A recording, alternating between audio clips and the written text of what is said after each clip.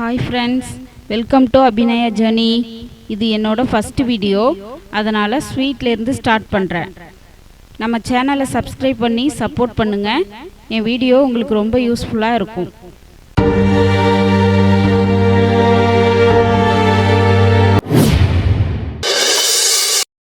இந்த வீடியோல பலாப்பழ கேசரி எப்படி செய்யலாம்னு பார்க்கலாம். வாங்க வீடியோக்குள்ளார போகலாம்.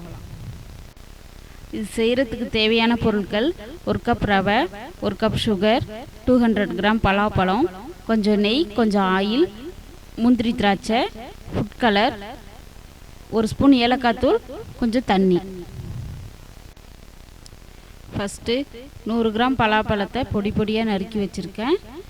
100 கிராம் பலாப்பழத்தை மிக்சியில் பேஸ்ட் மாதிரி அரைச்சி வச்சுருக்கேன்.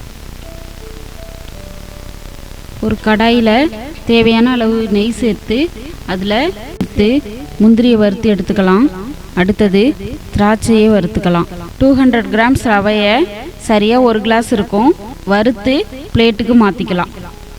பேனில் 2 ஸ்பூன் நெய் சேர்த்து வெட்டின பலாப்பழத்தை வதக்கிக்கலாம். பிறகு அரைச்ச பலாப்பழக்கூளையும் சேர்த்து பச்சை வாசனை போக வதக்கிக்கலாம். அடுத்து 1 கிளாஸ் ரவைக்கு 2.5 கிளாஸ் தண்ணி சேர்க்கலாம். தண்ணி நல்லா கொதிக்கட்டும்.